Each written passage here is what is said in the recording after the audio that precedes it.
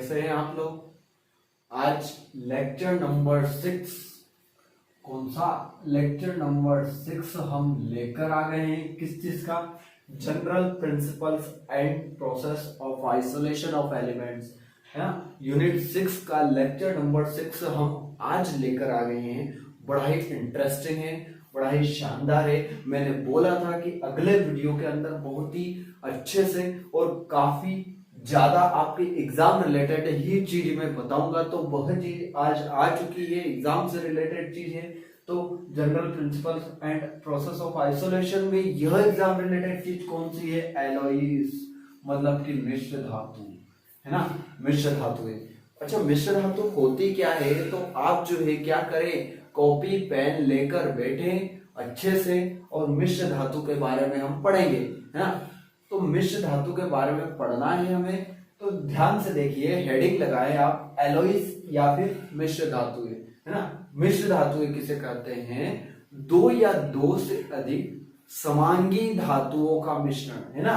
दो या दो से अधिक समांगी या होमोजेनियस जो मेटल्स होती है उनका मिक्सचर, होमोजेनियस मेटल्स का जो मिक्सचर होता है उसे आप क्या बोलते हो? एलॉइज बोलते हो। इस चीज को मैं जो है ठोस में ठोस का विलयन यानी कि सॉल्यूशन वाले चैप्टर के अंदर पढ़ा चुका हूं। यदि आपने सॉल्यूशन वाला लेक्चर नहीं देखा है तो पूरी प्लेलिस्ट मैंने क्रिएट कर रखी है, वह प्लेलिस्ट चल रही है, अभी रनिंग में है, प्लेलिस्ट कंप्लीट नहीं हुई है। तो आप क्या करें, यदि सॉल्यूशन वाला लेक्चर देखा नहीं है तो आप क्या करें, आई बटन पर जाएं और सॉल्यूशन वाले लेक्चर को देखें, है ना। अब बात आती है कि एलॉइज किसे कहते हैं। तो दो या दो से अधिक पदार्थों, सॉरी, दो या दो से अधिक धातुओं का समांगी मिश्रण एलॉइज या फिर मिश्र धातु कहलाते हैं, है ना। अब मैं यहाँ पर बात करूंगा आपको, एल्यूमिनियम है, कॉपर है, इनकी जो है धातुएं, तो ये आपने दिखाई दे रही है कि एल्यूमिनियम, हेडिंग डाली हुई है, एल्यूमिनियम की जो है धातु है। इसी तरह से हम कॉपर की भी धातुओं के बारे में पढ़ेंगे। तो इस वीडियो के अंदर हम जो है इन धातुओं के बारे में पढ़ेंगे, फिर उसके बाद धातुओं से अलावा जो है यह इनका संगठन, कंपोजिशन या संगठन के बारे में पढ़ेंगे। उधर हम इसके यूजेस भी पढ़ेंगे, कौन कौन से कहां कहां ये यूज में आते हैं, तो इनके उपयोग को भी आपको पढ़ना है। तो ये चीजें हम इस वीडियो के अंदर पढ़ने वाले हैं। तो आप क्या करें, थोड़ा सा कॉपी पेन लेकर बैठें और अच्छे से वीडियो को देखें। तो आप देख रहे हैं पीवी सर की क्लासेस और मैं हूं पवन विश्वकर्मा। यहां देखिए, आपको दिखाई दे रहा है एल्यूमिनियम ब्रॉन्ज। एल्यूमिनियम ब्रॉन्ज जो होता है एल्यूमिनियम की मिश्र धातु है ना। जाहिर सी बात है भाई कि जो जिसकी मिश्र धातु है, मतलब कि एल्यूमिनियम ब्रॉन्ज में जो होता है इसके अंदर और कुछ मिला हुआ है लेकिन एल्यूमिनियम ज्यादा है ना। मैग्नीशियम, इसमें भी एल्यूमिनियम ज्यादा है। ड्यूराल्यूमिन, इसमें भी एल्यूमिनियम ज्यादा है। ऐसा होता है, लेकिन कॉपर की मिश्र धातुओं में कहीं ना कहीं ऐसा नहीं होता है। तो सबसे पहले तो हम देखते हैं भाई, कॉपर के ऊपर क्यों जाए, सबसे पहले तो एल्यूमिनियम पे आए ना, है ना। तो एल्यूमिनियम की मिश्र धातुएं देखते हैं, ध्यान से देखिए। एल्यूमिनियम ब्रॉन्ज, एल्यूमिनियम की पहली मिश्र धातु या एलॉय जो है एल्यूमिनियम ब्रॉन्ज है। काफी ज्यादा इसके जो है कंपोजिशन के बारे में पूछा जाता है, कहीं इसका एक यूज दो यूज पूछ लिया जाता है। तो आप जो है क्या करें, कॉपी पेन में नोट करें, है ना, कॉपी में नोट करें। देखिए एल्यूमिनियम ब्रॉन्ज, एल्यूमिनियम ब्रॉन्ज जो होता है इसमें एल्यूमिनियम होता है। मैं सिंबल लिख रहा हूं, डायरेक्टली सिंबल ही लिख रहा हूं, और साथ ही साथ एक और क्या होता है इसमें, कॉपर होता है। जो एल्यूमिनियम होता है ना यह 95% होता है, और कॉपर जो होता है वह समथिंग 5% होता है ना। आपको कहीं ना कहीं जो है कुछ आवाज सी आ रही होगी, तो यह जो आवाज है पास में हो सकता है कहीं मैन्युफैक्चरिंग चल रही है, तो उसके कारण जो है आवाज आती है। यहाँ पर पास में कूलर बनाने की फैक्ट्री है, तो उस कारण से वहां से आवाज आती रहती है। तो आप क्या करें, उस सारी आवाज को जो है एक तरह से इग्नोर करें और सिर्फ मेरी आवाज पर ध्यान दें, है ना। तो एल्यूमिनियम 95% होता है, कॉपर जो होता है 5% होता है। टोटल कितनी हो गई? 100% हो गई। एल्यूमिनियम 95%, कॉपर जो होता है कितना होता है? 5% होता है। तो ध्यान से देखिए, अब यूजेस क्या है? इससे तो है आपकी एल्यूमिनियम ब्रॉन्ज बन गई है, लेकिन इसका यूज कहाँ है? तो एल्यूमिनियम जो होती है बहुत हल्की धातु होती है, इस कारण से इसकी जो मिश्र धातु है जो बनती है वो भी हल्की ही होती है। इसलिए इसका यूज जो होता है ज्यादातर जो होता है सिक्के बनाने में यूज होता है, कॉइन्स, है ना, सिक्के बनाने में इसका यूज होता है। साथ ही साथ जवाहरात बनाने में, मतलब गहने, जवाहरात, जवाहरात बनाने में मतलब गहने, आप गहने लिख सकते हो डायरेक्टली, आभूषण, आभूषण बनाने में इसका उपयोग होता है। और कहाँ उपयोग हो सकता है? तो वही एल्यूमिनियम ब्रॉन्ज जो होता है इसका उपयोग जो होता है, मैंने बोला था कि ज्यादातर जो होता है हल्की धातु होती है, इसलिए जो होता है रसोई गैस में भी इसका ज्यादा यूज किया जाता है। रसोई गैस, सॉरी, रसोई में खाना पकाने वाले बर्तन, खाना पकाने वाले बर्तन या नॉर्मल बर्तन भी हो सकते हैं, जरूरी नहीं है खाना पकाने वाले ही हो, नॉर्मल बर्तन भी हो सकते हैं। अगली चीज आती है आपकी मैग्नीशियम की। देखिए मैग्नीशियम जो होता है इसके बारे में बात करते हैं। अगली चीज आती है आपकी मैग्नीशियम की। तो जो मैग्नीशियम होता है ना, इस मैग्नीशियम दो वर्ड से मिलकर बना होता है। मैग्नीशियम मतलब एल्यूमिनियम है और फिर मैग्नीशियम है ना, मैग्नीशियम, एल्यूमिनियम, लास्ट में लियम, एल्यूमिनियम, है ना, एल्यूमिनियम है इसके अंदर। और मैग्ने मतलब कि इसमें मैग्नीशियम भी है। एल्यूमिनियम कितने परसेंट है और मैग्नीशियम कितने परसेंट? यहाँ पर भी एल्यूमिनियम 95% होता है और मैग्नीशियम 5% होता है। और इनका यूज कहाँ होता है? तो भाई ये तो हो गई, मैग्नीशियम आपका बन गया, ये इसका कंपोजिशन है। यूज कहाँ होता है इस चीज को देखिए, यूज कहाँ होगा? तो इसका यूज जो होता है बहुत बहुत हल्के होते हैं ना, इस कारण से हल्के यंत्रों में इसका उपयोग होता है। साथ ही साथ जो होता है ऑटोमोबाइल्स, ऑटोमोबाइल्स में इसका उपयोग होता है। ऑटोमोबाइल्स के जो पार्ट होते हैं, ऑटोमोबाइल्स के पार्ट्स, इसमें इसका उपयोग बहुत ज्यादा मात्रा में किया जाता है। ऑटोमोबाइल के पार्ट्स हो गए। उसके बाद प्रेशर कुकर्स, प्रेशर कुकर में भी इसका यूज होता है। प्रेशर कुकर, प्रेशर कुकर में भी इसका यूज किया जाता है ना। अब आती है ड्यूराल्यूमिन। ध्यान से देखिए, अब पेशेंस रखने की जरूरत है ड्यूराल्यूमिन पर। ड्यूराल्यूमिन जो होता है ना, इस ड्यूराल्यूमिन जो होता है चार धातुओं का मिश्रण होता है। एल्यूमिनियम, कॉपर, मैग्नीशियम और मैंगनीज, इस तरह से चार धातुएं होती है। कितनी धातुएं होती है? चार इसकी मेटल्स होती है। 95% एल्यूमिनियम होता है। 95% क्या होता है? एल्यूमिनियम होता है। 4% इसमें कॉपर होता है। 0.5% मैग्नीशियम होता है और 0.5% मैंगनीज होता है। इस तरह से आपकी जो है ड्यूराल्यूमिन कंप्लीट हो जाती है। एक बात याद रखिएगा, यूज कहाँ किया जाता है? तो सर यूज बताइए। तो ड्यूराल्यूमिन जो होता है दिमाग में फिट कर लीजिए कि वायुयान के जो पार्ट्स होते हैं, अपने जो एरोप्लेन्स के जो पार्ट्स होते हैं, उसमें ड्यूराल्यूमिन का यूज किया जाता है। किसका यूज किया जाता है? ड्यूराल्यूमिन का यूज किया जाता है। तो कहाँ किया जाता है? वायुयान। मैं डायरेक्टली वायुयान लिख रहा हूँ, उसके पार्ट्स नहीं लिख रहा हूँ। वायुयान में इसका उपयोग किया जाता है। ऑटोमोबाइल्स के पार्ट्स बनाने में भी इसका उपयोग किया जाता है। तो मैं डायरेक्टली ऑटोमोबाइल्स लिख रहा हूँ, ऑटोमोबाइल्स, ऑटोमोबाइल्स। उसके बाद इसका यूज जो होता है कहीं ना कहीं ऑटोमोबाइल्स में, प्रेशर कुकर में भी इसका यूज किया जाता है। प्रेशर कुकर, प्रेशर कुकर में भी इसका यूज किया जाता है। इसका उपयोग जो होता है मैग्नीशियम का हल्के यंत्र बनाने में भी होता है भाई, हल्के यंत्र बनाने में भी इसका उपयोग होता है। हाँ? तुला बीम, तुला बीम में भी इसका यूज किया जाता है, लिख लीजिएगा तुला बीम,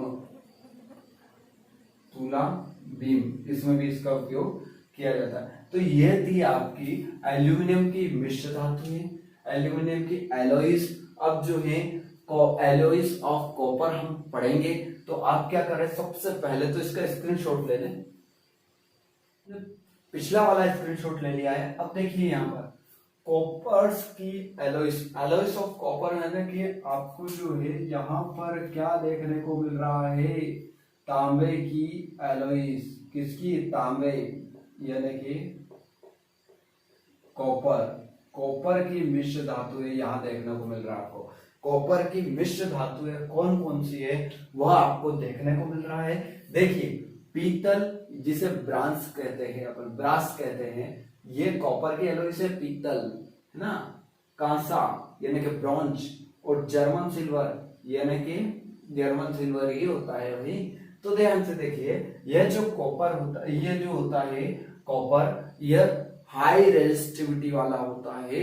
यह इसके अंदर जो होता है एक तरह से आपने प्रतिरोध के बारे में सुना होगा, तो ये हाई रेजिस्टिविटी वाला जो है एक मेटल होती है, इसलिए इसका उपयोग जो होता है कई तार बनाने के लिए भी इसका यूज किया जाता है। तो ध्यान से देखिए आप, पीतल है ना, पीतल के कंपोजिशन कौन सा है, तो ये एक बात याद रखना, कॉपर तो सब जगह है ही सही, तो यहाँ पर क्या होगा, कॉपर, कॉपर के साथ जिंक इसमें भी रहेगा, कॉपर के साथ जिंक इसमें भी रहेगा, कॉपर के साथ जिंक इसमें भी रहेगा, इस चीज को याद रखिएगा। अब यहाँ पर कॉपर के साथ जिंक, कॉपर के साथ जिंक, कॉपर के साथ जिंक, सभी में जो है आपको क्या मिल रहा है, कॉपर के साथ जिंक जो है वह देखने को मिल रहा है। सभी में कॉपर के साथ अगर जिंक देखने को मिल रहा है, तो ध्यान से देखिए आप, कॉपर के साथ जिंक है और इसके यूजेस अपने को पढ़ने हैं, क्या पढ़ने हैं, यूजेस भी पढ़ने हैं। तो इसमें हम देखते हैं कि एग्जाम्पल के लिए कॉपर है ना, तो आप देखेंगे कि जो कॉपर होता है यह पीतल में कितने परसेंट होता है, तो पीतल में 60% जो है वह कॉपर होता है, लिख रहे हो ना आप।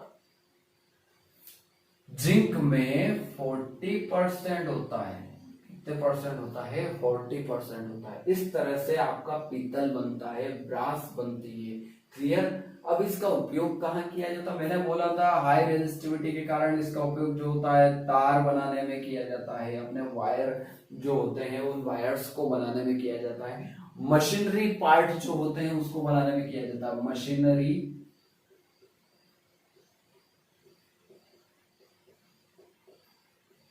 पार्ट्स को बनाने में भी इसका उपयोग किया जाता है। अगली चीज है, रसोई गैस में भी इसका उपयोग किया जाता है। कहाँ किया जाता है, रसोई गैस में बर्तन जो होते हैं वह पीतल के जो होते हैं, वह अधिकतर घरों में आज भी पीतल के या फिर ब्रास के जो है वह आपको देखने को बर्तन मिल जाएंगे, है ना। तो रसोई घर में भी, रसोई घर में बर्तन के रूप में इसका उपयोग किया जाता है। ध्यान से देखिए, कांसा, कांसा जो होता है इसमें कॉपर होता है, जिंक होता है, इसके साथ साथ और भी कुछ होता है, इसके अंदर टीन भी होता है, ऐसे मतलब टीन भी होता है ना। कांसा में जो होता है कॉपर, जिंक और एक और टीन भी होता है। कितने परसेंट होता है, तो कॉपर होता है आपका 80%, जिंक होता है आपका 10% और आपका टीन होता है कितने परसेंट, 10%। टीन 10 है ना, 80 याद रखिए, 80 याद रखिए, कॉपर का 80% और फिर क्या होगा, जिंक जो है वो 10% और टीन 10 है ना। अब याद आती है कांसा की बात कि इसका यूज कहाँ किया जाता है। तो कांसा जो होता है अधिकतर प्रतिमाओं के लिए यूज किया जाता है, जो स्टेचूस होती हैं उन स्टेचूस में ज्यादातर कांसे का उपयोग किया जाता है। जो ब्रॉन्ज होती है उस ब्रॉन्ज का यूज किया जाता है ना। तो स्टेचूस यानी कि प्रतिमाओं में मूर्तियां जो होती है, प्रतिमाओं में इसका उपयोग किया जाता है। साथ ही साथ ये जो होते हैं पुराने जमाने में सिक्कों के लिए यूज में लाए जाते थे। सिक्के बनाने में मतलब कॉइन्स के लिए भी इनका यूज किया जाता है। ठीक है, सिक्के आदि बनाने में इनका यूज किया जाता है। ठीक है, अगली चीज आती है आपकी जर्मन सिल्वर। तो कॉपर होता ही है, कितने परसेंट होता है? 25 से लेकर 30% कॉपर होता है। 25 से लेकर 30% कॉपर होता है। आपका जिंक भी जो होता है वो 25 से लेकर 30% होता है। मैंने बोला था यहाँ बिल्कुल अपोजिट है ना। जर्मन सिल्वर जो है वह कॉपर की एक एलॉय है, लेकिन इसमें निकल ज्यादा मात्रा में पाया जाता है। निकल इसमें जो है ज्यादा मात्रा में पाया जाता है। समथिंग अप्रोक्स 40 से लेकर 50% होता है। 40 से लेकर 50% तक जो होता है यह रहता है। 40 से लेकर 50% रहता है। तो इसका यूज देखिए, तो इसका यूज जो होता है ज्यादातर सिल्वर तार बनाने में इसका यूज किया जाता है। किसमें किया जाता है? सिल्वर के तार बनाने में इसका उपयोग किया जाता है। अगला है प्रतिरोधक तार बनाने में,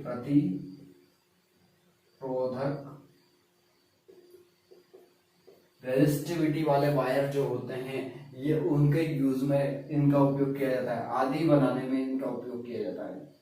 आदि बनाने में उपयोग होता है।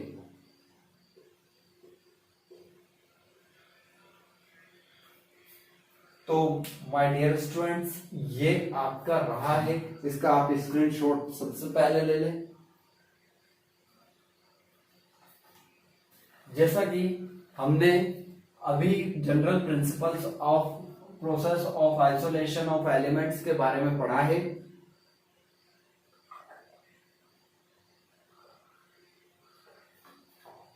तो ये लेक्चर नंबर हमारा 6 था। इस 6 लेक्चर के बाद अगला जो लेक्चर है अपना, यह लेक्चर 2 चैप्टर मुझे फिनिश करना है जो कि सॉल्यूशन वाला है, तो उसे भी अपने को फिनिश करना है ना। इसके प्लेलिस्ट में 1-2 लेक्चर और मैं ऐड करूंगा, लेकिन आप जो हैं लगभग ये प्लेलिस्ट लगभग मैंने ये नहीं बोला है कि पूरी खत्म हो गई है, लगभग ये जनरल प्रिंसिपल मतलब मेटलर्जी, जिसको अपन ने प्लेलिस्ट का नाम दे रखा है मेटलर्जी, यह मेटलर्जी वाली प्लेलिस्ट जो है अपनी लगभग खत्म हो चुकी है। इसको जो है इस प्लेलिस्ट को एक बार फिर आप क्या करें, पूरे पहले वीडियो से लेकर छठे वीडियो तक आप पूरी अच्छे तरह से देखें। कुछ 30 मिनट 35 मिनट के वीडियोस हैं, सारे के सारे आप देखेंगे, बहुत शानदार तरीके से समझ में आएगा। और एक और बात मैं बता देता हूं आपको, यदि आप चैनल पर नए हैं तो प्लीज चैनल को सब्सक्राइब जरूर कर लें, साथ ही साथ बेल आइकन भी दबा लें, है? और हमारे लेटेस्ट आने वाली वीडियो तभी आपको मिलेगी जब आप बेल आइकन दबाओगे, तो प्लीज आप बेल आइकन जरूर दबा दीजिएगा। अब बात आती है कि हम अगले वीडियो में सॉल्यूशन के बारे में ही पढ़ेंगे।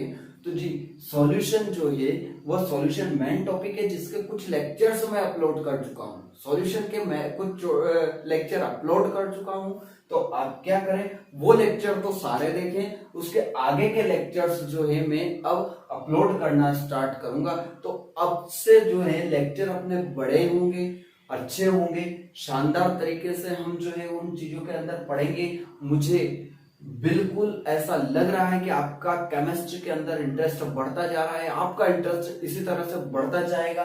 बिल्कुल फाइनल जो है आप क्या करें, लेक्चर नंबर 6 तक जो है इसको general principles and process of isolation of elements मतलब मेटलर्जी वाली प्लेलिस्ट को जरूर खोलें और हर एक लेक्चर को अच्छे से देखें।